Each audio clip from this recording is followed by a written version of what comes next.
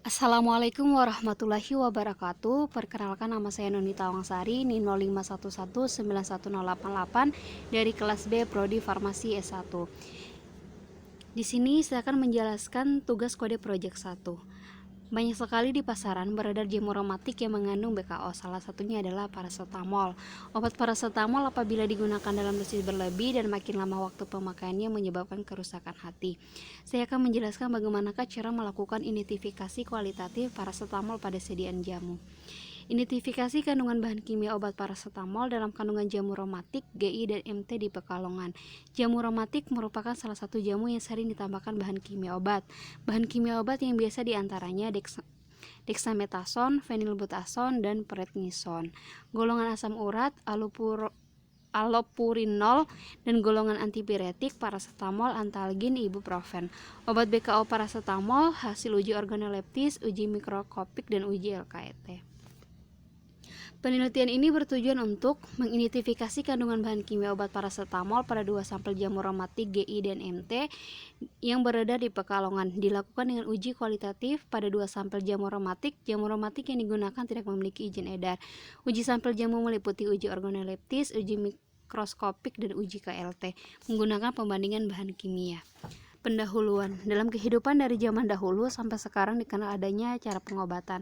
Cara pengobatan yang telah dilakukan di kalangan masyarakat yakni cara pengobatan timur yang bersifat alternatif yang disebut pengobatan tradisional.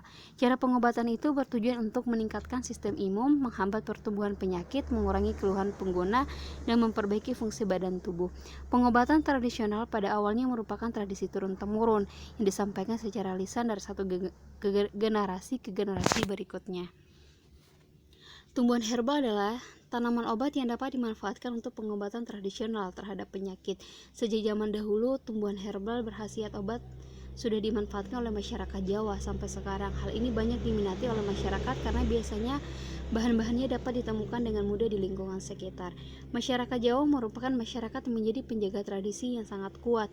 Namun demikian, pemakai obat tradisional diharapkan sabar dan melakukan baik pada saat memilih ramuan maupun menggunakannya.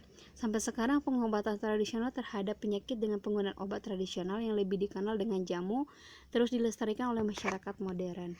Jamu merupakan salah satu obat bahan alam Indonesia dan presentasi konsumen sebanyak 59,12%, cukup tingginya presentasi masyarakat yang menggunakan jamu karena dinilai memiliki efek samping relat lebih sedikit apabila aspek keamanannya terpenuhi.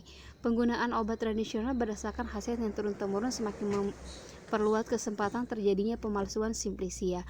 Bahkan ada beberapa jamu yang mengandung bahan kimia obat yang telah jelas dilarang penambahannya, baik sengaja maupun tidak disengaja, ke dalam obat tradisional seperti yang tertera pada peraturan Menkes.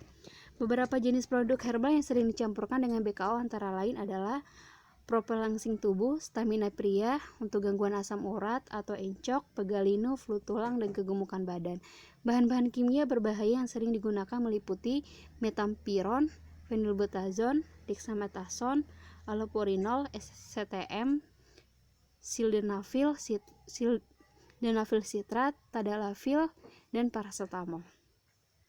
Obat-obat yang mengandung bahan-bahan kimia tersebut memiliki efek samping, dapat menyebabkan peradangan lambung dalam jangka panjang, akan merusak hati dan ginjal. Hal ini sangat berbahaya karena obat alam dan jamu seringkali digunakan dalam jangka waktu lama dengan takaran dosis yang tidak dapat dipastikan, walaupun efek penyembuhannya segera terasa. Tetapi akibat penggunaan BKO yang tidak terkontrol dapat menimbulkan efek samping yang serius, mulai dari mual, diare, pusing, sakit kepala, gangguan penglihatan, nyeri dada, sampai pada kerusakan organ tubuh yang parah seperti kerusakan hati, gagal ginjal, jantung, bahkan menyebabkan kematian. Salah satu metode analisis yang dapat digunakan untuk menganalisa jamu yang mengandung BKO yaitu menggunakan teknik kromatografi lapis tipis KLT.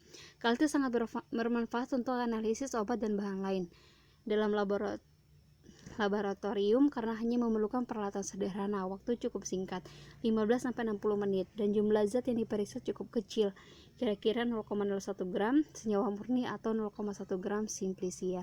Selain itu, KLT tidak memerlukan ruang yang besar dan teknik pengerjaannya juga sederhana. Nah, di sini saya akan menjelaskan perubahan warna.